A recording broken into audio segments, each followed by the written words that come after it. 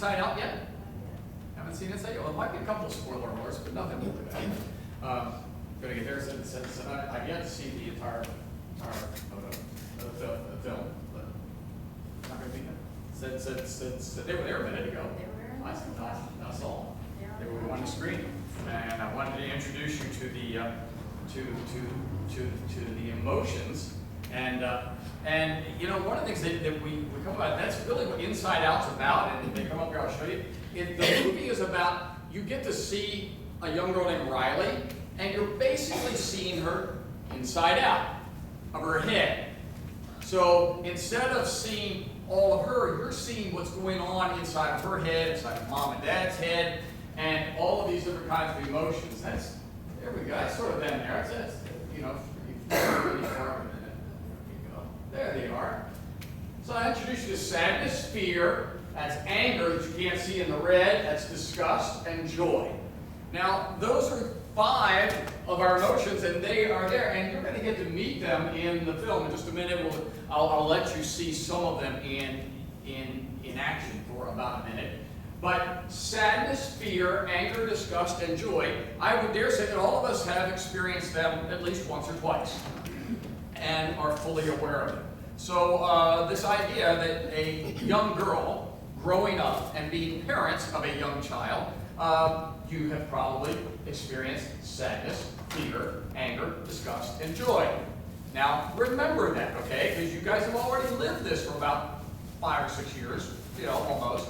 So it's, the joy part is the one we want to remember. Joy is the quarterback. So if we find our video here in a second, we're going to see that, and you'll get to see 3 of the 5 of them in action. You won't see sadness or fear. You'll see anger, disgust, and joy in action in the movie.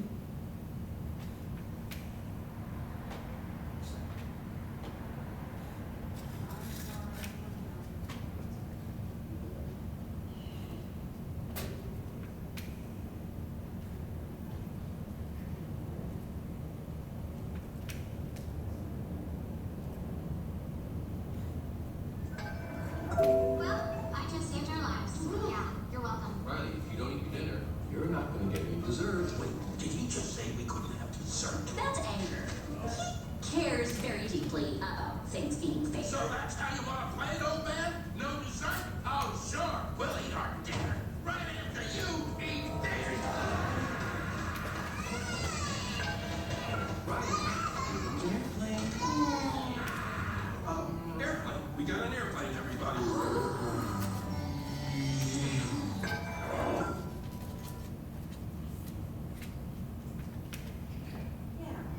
Well, let me try to do a little play-by-play. Well, we see that little Riley now is there in a high chair, and Dad is trying to feed broccoli. Well, disgust, remember disgust, the green one comes in, and she runs to the command center. Looks like space control. And she comes in, and she's going, hold it, we have something really unidentified, and it doesn't smell good. I don't know what this is, I don't know what it is, and she looks really close to the screen, and she looks at it, she goes, it's broccoli, disgusting. And so when she hits disgusting on the command center, we all know what children do, and they just blew it back in Dad's face. Well, Dad goes, now listen, if you don't eat your broccoli, if you don't do this, then there'll be no dessert. Well, over on the side chair, Anger's sitting there reading newspaper. In front of it, it says no dessert. And he goes, did I hear him say no dessert? What? And he comes up here, we'll show him no dessert. We'll show what that means. We'll have no dessert right after you take this. And he screams and he throws the throttles to the front. And what does little Riley do? She screams, wah! And Dad's jumping back and it's all awful. And he starts with the airplane. And he starts with the airplane. All of a sudden, then Anger goes, whoop, whoop, whoop, we have an airplane. And everything gets calm. And Joy steps in and goes, yes, we have an airplane. And all is well. And that's how it is. Joy tries to control things for us. Joy would like to be the quarterback. Joy would like to be the captain of the team. Unfortunately, Joy doesn't always get to be the captain of the team. It doesn't always work in that way. You know, we all know that I'm sure that growing up can be a pretty bumpy road, and it's no exception for little Riley. The base of the story is that they lived in the Midwest. They lived in Minnesota, and they had to move to San Francisco. All right? And when they moved, well, by that time, Riley is a tween. That should probably be enough that you wouldn't want to even change the color of her bedroom without her permission, much less her entire life. Now, we all know that we tend to be emotional folks, and kids can be emotional folks, especially tweens can be emotional, but I think it would be fair to say, and not far out on a limb, that the emotional stages of a young female tween might exceed those of a young male occasionally. Not always, but sometimes. All right? So this is what's going on. So the emotions that are going on in headquarters are you're seeing the inside of Riley's mind. And although joy is supposed to be the main and most important one and tries to keep things under control, joy can't even navigate this change to a new city, a new school, and all this stuff. The whole idea, though, is that, you know, we are our emotions. The premise of this movie is that we are our emotions. We are the sum of them. They are part and parcel of who we are. But in the event of this, it's who gets to sit at that control desk most of the time. Which of those 5 emotions are going there? And that's what you're going to see in this movie when you go to see young Riley. And what we want to see is, so what's that mean biblically? What's that mean in our lives as Christians? And it's a lesson, one, about our biblical theology of personhood. That sounds kind of empty and plain, but that's what it is. We are who God made us. And we're a full spectrum of all of those emotions. And we're designed to have them. But to what end do we acknowledge them? There are some of us who refuse to acknowledge at least one of those 5. There are some of us who are firmly convinced you're not afraid of anything, which is often our protection, that we're afraid of almost everything. Or we never get angry at anything, because anger is absolutely bad. So Inside Out may overstate a little bit of the emotionalness. You know, I mean, we're not just emotions. We're obviously thinking and rational, intelligent. We can create. There's more than our emotions involved in this, and God intended that. And we read this morning, we heard in Mark 12 and 30, it says, but yet, for Christians acknowledging this is a vital relationship to discipleship and having emotions, which says we are required to love the Lord our God with all our heart, which is the English translation to all of our emotions, our soul, our mind, and strength. In other words, Christians value emotions because they're part of how God designed us. Now, here's what I mean. Emotions are the dynamic gauges of what we value. You know, when we value an emotion regarding something, we're making a statement. Now, one of the things that was said in there, when anger gets up from there and he's running to the control desk, the narrator says, oh, this is anger, who really is passionate and cares a lot about what's fair and not fair. Anger comes in when we don't think it was fair. Well, spoiler alert, not for the movie, but for real life, if we haven't figured out, fair is almost impossible. As much as Christians in the world would like to believe, in reality, fair is going to be fair now, but it may not be fair in an hour from now. It is impossible for everything to be fair for everybody at the same time, unless we all like and do the same thing at the same time. I mean, philosophically, you got to be kind of the philosopher here. You go, well, Rick, I don't like that. I want the world to be fair, and I don't think you're right. Well, I'm guessing that's not the first time that you thought I was right. But think about it. You don't have to be so reassuring, Jim. That was out loud? No, if anybody, what? Huh? That was out loud? No, of course not. I just read your mind. Sorry. So, no, but this idea of fair, so anger comes into it, it's not fair. fair. Because if you don't like yellow weirdo shirts, then it's unfair that you have to look at my shirt for this morning. So it's not fair, but anger gets involved. So anger comes right into the desk because he is an emotional, passionate individual, which is a positive thing. So joy is usually the emotion that we receive when there's something we value. When there's something really nice that happens, there's joy in all that. Disgust is the opposite. Sadness can show that we've lost something that we really want. And fear is a similar reaction, where we seem to have lost something that we want, our safety, our comfort. Emotions are colorful expressions of our heart's desire. The movie comes to a climax, though, when she's now a tween. They're living in San Francisco. Life is really going south. They're sitting at the table. They're eating Chinese. And she's eating out of the box. And she's just a grumpy little teenager. What's going on? Nothing. Nah. Well, and it continues. And it continues to the point that she gets worse. And then you start seeing inside of Dad's head. Inside of Dad's head is like, she ain't gonna keep this because he gets a warning. Sass alert, and it's coming in. So it's coming in, and you see keys go into the nuclear key instruction, and it's entitled "Foot Down." And somebody says, "No, not the foot down." And they're unlocking it. Dad's gonna put his foot down, right, Dads? We're gonna put our foot down. Have we ever done that once in a while? Moms, I'm guessing you put your foot down once or twice. And we're coming there, and so here it's getting worse. She didn't have anything to do with life, and finally you hear him say, "Oh no," and she goes, "Just shut up."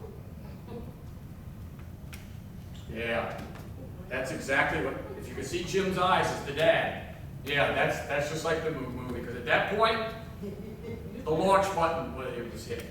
Boom! And you hear Dad yell, "That's it! Leave the table, go to your room!" And you get the announcement. Foot down. Official announcement, foot down. The foot was down. So it had gotten to that point. Emotions were running crazy. Our emotions are real. God made us with those emotions. It's what we're supposed to do with them. You know, the problem is we sometimes allow certain emotions to stay at the control desk way too long. God made us with those desires, but here's the biblical answer to that. We were made. God desired us to have hearts to desire what He desires. Do you remember that in Genesis, that we were made in what image? In His image. Our emotions, our hearts were to desire what God desires. We were made to find joy in what God finds joy. We are made to be disgusted by what disgusts God. We are made to be saddened by what saddens God. And we are made to be angered by what angers Him, and to fear the things that He identifies as threatening. In other words, our desires and our emotions, and expressed by our desires, should worship God to be imitating Him. Unfortunately, there seems to be this guarantee that one of the main hindrances to our heart doing what God wants is that the very things that God wants are the very things that we don't want to do. Is that we find joy in what God hates. We find disgust by what He says is good. We seem to be afraid of the things that He actually uses to bring to life, and those are all part of our fallen condition. The very things that God says that we need are the things that go, "Oh no, but you don't understand. My friends don't like it when I act that way. You know, it really turns my friends off if I'm too churchy." And God says there's a joy in you having a relationship with me. And yet, The very things. And God says, maybe you should avoid those aspects of life that seem to be dragging you down. Maybe you can't handle those things to which you become addicted. Maybe you can't deal with those kind of things. Maybe you shouldn't place yourself in that situation. You go, yeah, but everybody's doing it. It's all over TV. The government says it's okay. The TV says it's okay. Everybody says it's okay. God, you must be out of touch. So our emotions then go against God. God, why are you so hard-headed? God, it really disgusts me that you don't like what I like. God, it scares me when you say these mean things. Because we were designed to like what He likes. That was our purpose. Emotions are real. So Jesus had them. I said I didn't do as some of the folks at Wesley say a homework sheet for you for this morning. But Matthew 26, verses 36 to 46 is Jesus at Gethsemane. And then Jesus went with them to the olive grove called Gethsemane. And He said, would you sit here while I go to pray? And He took Peter and Zebedee's two sons, James and John, and He became anguished and distressed. He was anguished and distressed. He couldn't handle the pressure. And He looked at them and He says, hey, my soul is crushed. It's crushed with grief to the point of death. Stay here. Keep watch. Here's the translation. Stay awake, and I'll be back. And He comes back, and what had happened? They were asleep. He actually woke them up. You mean you couldn't stay awake even an hour? My guess, that's a little disgust, maybe a little bit of anger. The fear had probably wandered now, because his fear that he was talking to God about in the garden was now kind of gone, because now disgust and anger were taking the control. And he then says, I'll be back again. He goes away and he comes back and they are asleep. Do you wake them up? No. He just finally goes, whatever. Doesn't matter. Said, obviously, it doesn't do any good to talk to you. As my father said to me 100 times, apply your books, and all you just eat the covers. That's what he would tell me all the time. Inside Out is about who's at the desk, who's at the control desk. Jesus had all of those emotions. He was in the garden disgusted. He was in the garden frightful. He was in the garden angry. And everybody says, well, how was Jesus talking to God? If Jesus is God, that's a whole divine thing. It is hard, but we can talk about that in the small group on Sunday night, although this evening, if you're interested, we're talking about heaven and hell. If you have any interest in heaven and hell at all, we're going to talk about that at 6 o'clock. But it was the human part of Jesus who was praying to God. And he said he's praying to himself. Yeah, I can't answer that. It just is. That's the faith part. God and Jesus are one. Fully God, fully man, all at the same time. Don't know how he did it any more than I know how he created an oak tree. God did it. All right? That's what it is. But Jesus is saying, why do I have to go through this? I mean, come on, God, really? Really? You're going to make me go be whipped? You're going to make me carry a cross? You're going to make me die by the most inhumane way, maybe to this day, known to mankind, just so you can tell them that you forgive them? Come on, God, really? And you're making me do this? But you talk about somebody who had all their emotions in control and how to put it in. Expressed them, they came out, they said them, but what was the last prayer, the last words out of his mouth in the garden? Amen. Father, not my will, but thy will. I'm angry, I'm unhappy, I don't like any of this, but I understand somehow joy will be in the quarterback's spot. That's what Jesus was saying.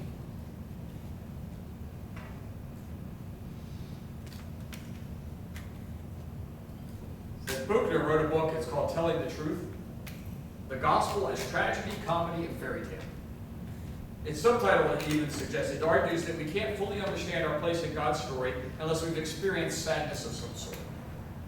It isn't until we recognize the deep sorrow of the world, the fall, and our perpetuation of all of its effects that we can fully appreciate, now get this, the almost laughable generosity of Christ's redemptive act.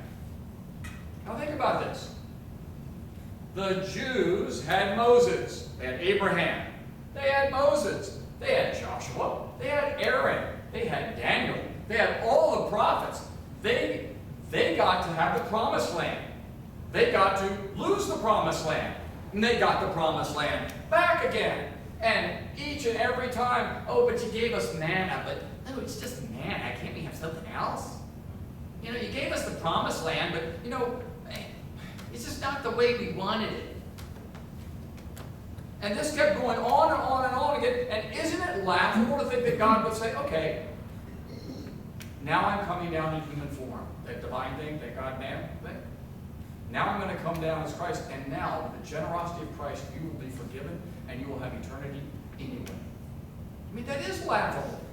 Most of us would have gone to disgusted and angry and said, get out of here. We would have thrown the rock. I guarantee it. C.S. Lewis wrote a book called Surprised by Joy. And he speaks of joy in eschatological terms. I said it really well to the kids this morning. I didn't say it well there at all. That means future things, Christ, the end times. And it says it is describing it as a desire for something longer ago or farther away or still about to be. In Inside Out, we actually learn that we're kind of surprised by the character who plays Sadness. That we would expect Sadness, at least I would have expected her to have been a villain. Sadness would have been the bad guy. But in reality, we find out that she's a crucial part of Riley's life. A very crucial part. In fact, even Joy finds that she really needs Sadness. The bottom line is that in this, there are no such thing as bad emotions. Any more than if you were talking to me about health and fitness, and I'm going to tell you that there are bad foods. There are bad amounts. There are bad amounts of food. Well, whether it be quantity or how often you eat a certain food. There are bad emotions only if you allow sadness to sit at the control desk, and you allow anger to sit at the control desk, and you allow whatever emotion to be in control, and you let them stay there, even though God says you're supposed to be celebrating life. And you go, but you don't understand, I'm mad. And when I'm mad, that's just the way it is. And you just have to deal with me. God, you made me that way, so what? Deal with it. I'm sad. You don't understand, God. I'm sad. You don't understand. I lost my job. Whatever it is, I'm sad. God, you don't understand. I'm scared. We're going to have another baby in just a couple of weeks or minutes. Not minutes. And we're all scared. I'm scared. So we let fear stay there. We choose instead of God says, you should use your emotions for what pleases Him. We make those decisions. The Bible's filled with scriptures that warn us to guard our hearts against emotions about fear and worry and anxiety and anger and unforgiveness and jealousy and grief. And yet most of us, I'll guarantee most of us, are probably struggling with at least one or two of those right now. Right now.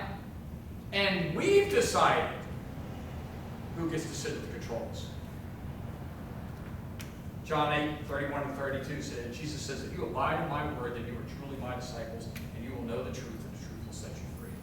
It is easy to face truth about someone else. Ask any of the spouses in the room. We have no trouble in finding the problems in our spouses' lives. We have no trouble finding the fault in our kids' lives. We have no trouble finding fault in our friends' lives, our bosses' lives, whoever else. But we sometimes have a lot of difficulty looking in a mirror and In this past week, we have dealt with a lot of issues in life and a lot of issues in our society, and it is not the position for me at this time or at this point to even discuss any of that, except where are your emotions? Who's at the desk? Is it your earthly control at the desk, or is God's emotions at the desk? Doesn't matter. That's where we're supposed to be. The Bible warns us that all of this is going to happen. Some people pay big money and never get the answers they want. They go to therapy, and they want all the answers, and I believe in it 100%. I think you should go if you need it. But you know what? Some of those people go, and when the therapist won't look at them and say, oh yeah, so that's the way you are, it's just okay, then they're not happy. You're supposed to tell me what I wanted to hear. I want to be sad. It's time to stop letting others steal your joy. It's time to stop stealing your own joy by stomping your feet and going, it's just the way I am. Jesus struggled with that fear and disloyalty when he prayed, Father, your will be done. May we realize there is no emotion from which to run, no emotion that belongs to Satan alone. You cannot just sit there and go, oh, that it. Said if I'm angry, it has to be Satan.